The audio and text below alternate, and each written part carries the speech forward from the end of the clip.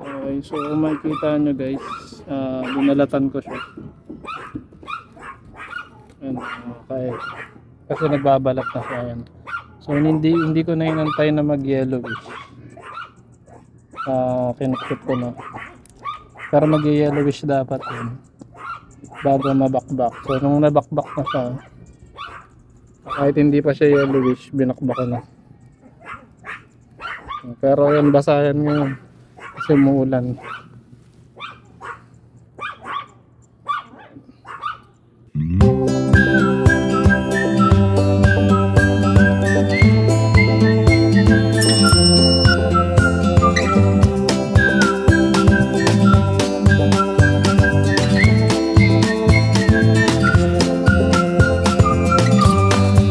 Okay, so bibili tayo ng basag na solar panel dito sa 1 point, no? Dito sa may 1 point.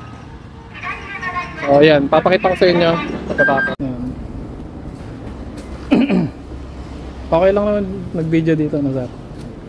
Ayan. So kumuha tayo ng basag na panel dito sa warehouse ng 1 point system dito sa QC.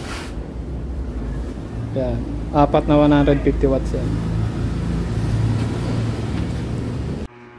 Okay, so dito nga mga bossing, tinutulungan na tayo na ilagay sa ating service yung mga binili nating basag na solar panel ng mga mababait at matulungin natin ng mga stockman sa warehouse nila, no? Sobrang accommodative na mga stockman dyan at nagbibigay pa sila ng tips, no?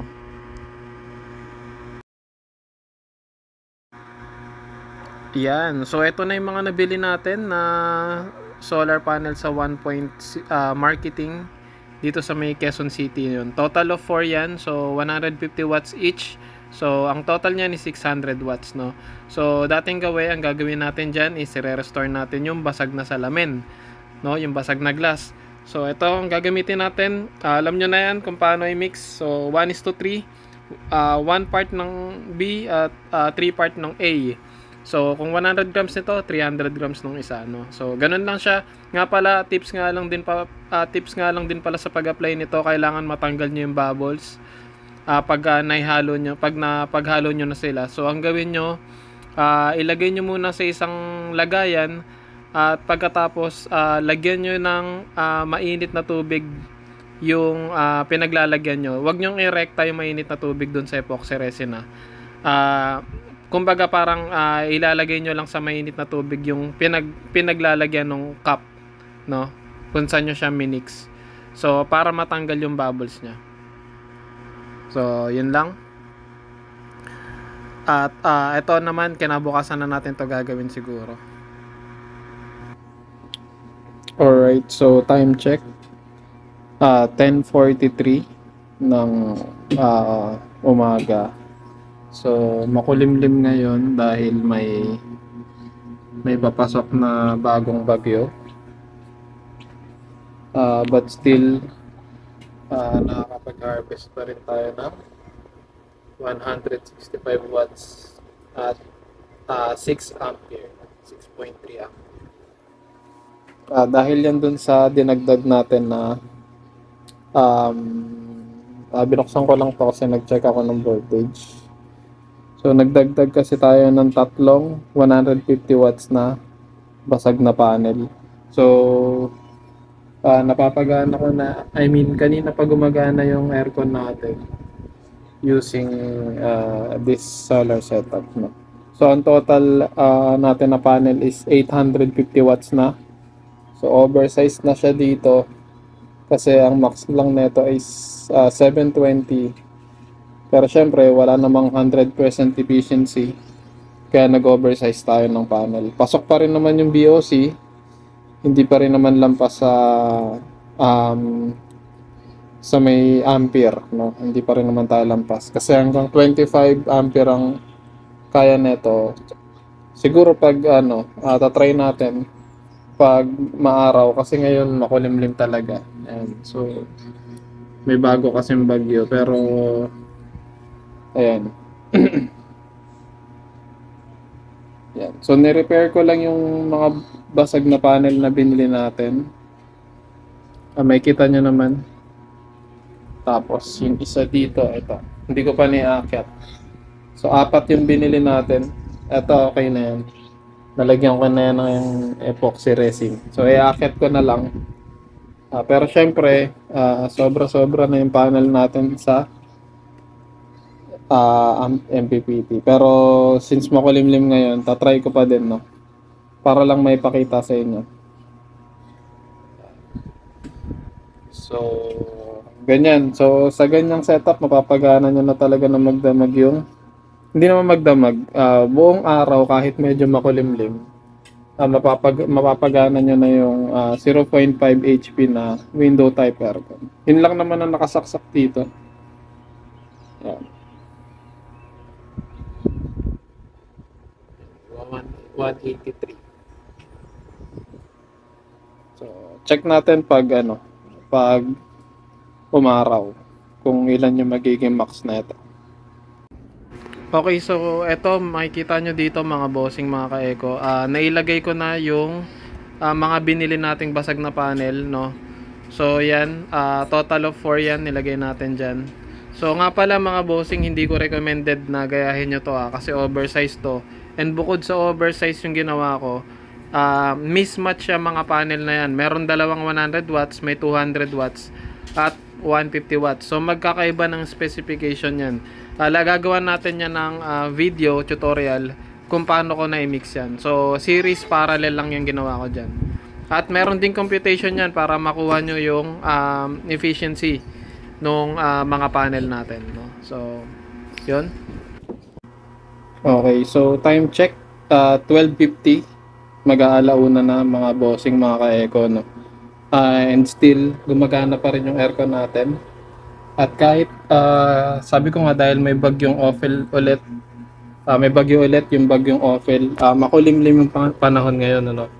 So 150 pa rin yung 150 watts, no, yung harvest natin kahit makulimlim, no? Kasi dinagdag ko na yung isa pang 150 watts na nakalagay dito kanina. So dinagdag ko yon. Chinek ko yung voltage niya, hindi naman siya nag-exceed. So nasa 71 yung voltage. Kasi hanggang 80 yung volts nito. Yun nga lang, pag nag-peak talaga yung araw, lalampas yung ampere niya, no? Kasi syempre dun kinukuha yun eh. I-step down niya yung voltage, idadagdag niya naman sa ampere, no? So lalampas na, mag-exceed na dun sa limit na 25 lang. So pag ganun naman yung nangyari, is tatanggalin ko lang yung isang dinagdag ko, no? So ngayon kasi maganda talaga siya ilagay kasi nga hindi natin alam, baka biglang mag brown out, 'di ba? So yun. Basta alam nyo lang yung ginagawa nyo mga bossing, no, mga ka-eco. Pag-aralan nyo lang yung ginagawa nyo, hindi naman kayo masisiraan, no, ng components. Ngayon kasi hindi siya recommended, ano, hindi ko siya nire-recommend na gayahin nyo.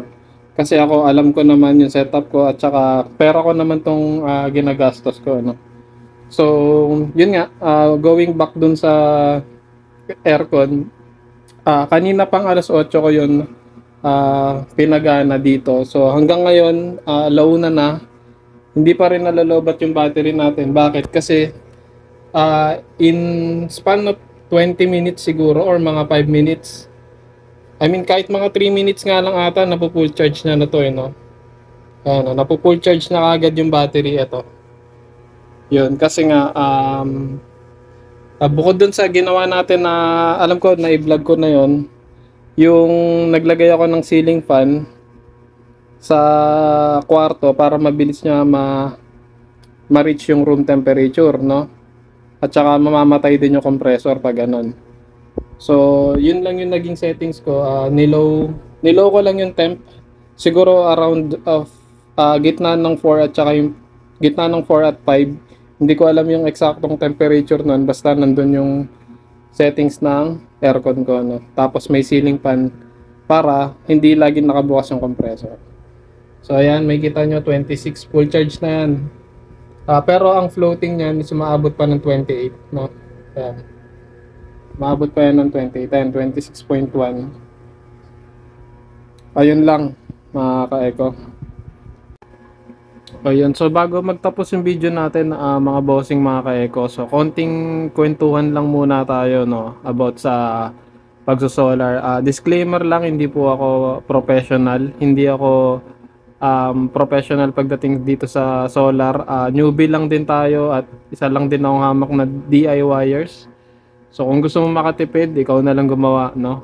So ang gusto ko lang i-share dito, mga bossing, mga ka-eco, gusto ko lang i-share sa inyo na maging matalino tayo, no? Huwag tayo basta-basta magpapakuto sa mga kung ano nung ibinibigay sa atin, no, ng mga ina-advise sa atin na alam naman natin na hindi mura ang mga gantong setup, no. Talagang magi-invest ka dito, no, mga bossing. So nandun kasi ako sa side ng budget meal at marami talagang okay lang din naman na may nagko-comment sa atin ng mga ganyan. So kasi nga syempre business, nasasagasaan natin yung iba, no. Pero syempre gusto ko lang ipaglaban dito yung side ng budget meal na katulad ko. So kaya ako na lang kahit hindi ako marunong sa ganito, ako na lang yung gumagawa, no. Kasi para makatipid tayo sa pag-i-install, and alam ko rin yung mga binibili ko, no. Nga pala, bigyan ko lang kayo ng idea. Hindi ako magaling sa pagdating sa mga ganito, pero nakakaintindi tayo, no. So tingin ko yun yung naging strength ko sa paggawa nito. Nakakaintindi tayo. Alam natin yung tama at mali, no. Alam ko yung mga mali dito sa setup ko, no. Hindi ko nga siya nire-recommend na gayahin. Nasa sa inyo na yun kung gusto niyo gayahin, no. Pero ngayon, nakakalibre ako sa aircon, no. Yun naman talaga yung goal ko. So bago kayo mag-start ng ganitong setup, lalo pag off-grid, no.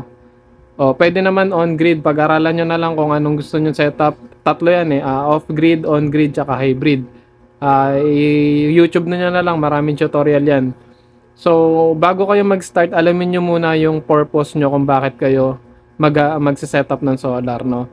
So ako, ang naging purpose ko dito is para sa brownout lang talaga. Pero along the way, ang kagandahan doon, may upgrade path yung setup ko. So pwede rin ako makatipid sa kuryente, no.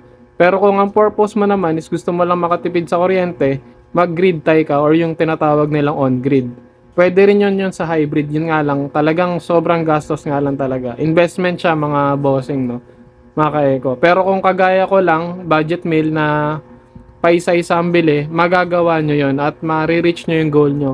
At saka tip nga lang pala para hindi kayo maging magastos, no. Excuse me. Para hindi kayo ma-stuck sa gantong gastos ng solar.